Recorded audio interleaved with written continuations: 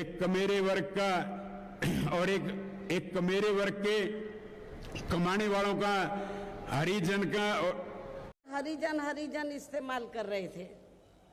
तो मैंने उनको कहा कि एक तरफ तो आप जाति तोड़ने की बात कर रहे हैं और दूसरी तरफ आप हरिजन कह रहे हैं।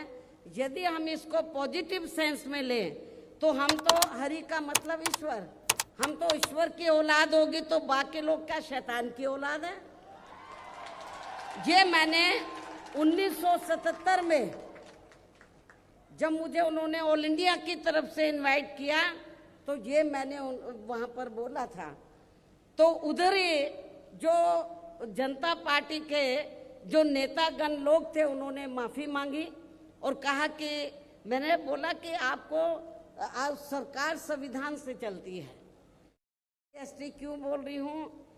सुल कास्ट और सुल ट्राइब्स, क्योंकि संविधान में जो दलित वर्ग के लोग हैं तो संविधान में दलितों के लिए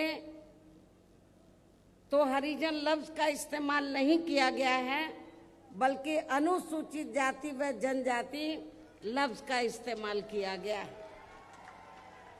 मैं चाहूंगी इन लोगों के जो पूर्व स्टेट अध्यक्ष हैं तो मेरे ख्याल वो भारतीय संविधान को जरूर स्टडी करें, पढ़ें और ये देखें कि अनुसूचित दलितों के लिए क्या लफ्ज इस्तेमाल किया गया है।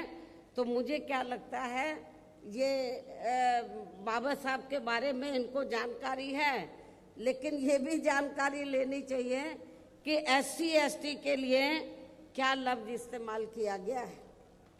क्योंकि मुझे याद है सन 1977 में जब मैं वकालत की पढ़ाई कर रही थी, LLB फर्स्ट ईयर की स्टूडेंट थी, दिल्ली यूनिवर्सिटी से पढ़ रही थी।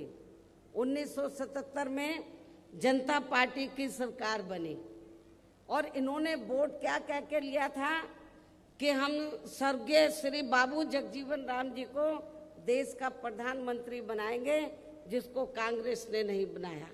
कांग्रेस ने भी नहीं बनाया जिनको, और जनता पार्टी ने भी नहीं बनाया 77 में। तो दलित वर्ग के लोग, अनुसूचित जाति जनजाति वर्ग के लोग पूरे देश में बहुत नाराज थे, खफा थे। तो उस समय उन्होंने दिल्ली में एक 3 दिन का जाति तोड़ो सम्मेलन रखा और उसमें ऑल इंडिया की तरफ से तो यूथ की तरफ से, नौजवानों की तरफ से मुझे उन्होंने इनवाइट किया बोलने के लिए। और जब मैं उस सम्मेलन में बोलने के लिए गई तो वहाँ पर जितने भी जनता पार्टी के नेता थे तो वो बार बार हरिजन इस्तेमाल कर रहे थे। तो मैंने उनको कहा कि एक तरफ तो आप जाति तोड़ने की बात कर रहे हैं और दूसरी तरफ आप हरिजन कह रहे हैं। यदि हम इसको पॉजिटिव सेंस में लें तो हम तो हरि का मतलब ईश्वर, हम तो ईश्वर की औलाद होगी, तो बाकी लोग क्या शैतान की औलाद है? ये मैंने 1977 में जब मुझे उन्होंने ऑल इंडिया की तरफ से इनवाइट किया तो ये मैंने वहाँ पर बोला था। तो उधर ही जो जनता पार्टी के जो नेतागण लोग थे उन्होंने माफ़ी मांगी और कहा कि मैंने बोला कि आपको सरकार संविधान से चलती है और संविधान के हिसाब से आप लोगों को जो वीकर सेक्शन के लोग हैं तो उनको अनुसूचित जाति जनजाति और अन्य पिछड़ा वर्ग बोलना चाहिए, तो ये ज़्यादा बेहतर होगा। उनको रियलाइज करना पड़ा और ये कहना पड़ा कि बहन जी जो बोल रही है वो सही बोल रही है।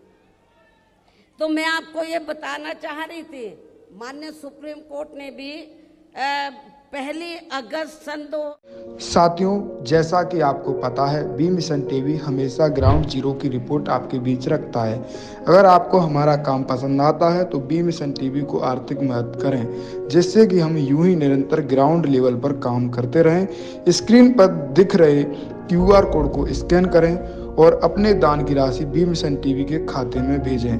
QR कोड के अलावा आप हमारी UPI ID BMissionTV@YBL पर भी मदद भेज सकते हैं।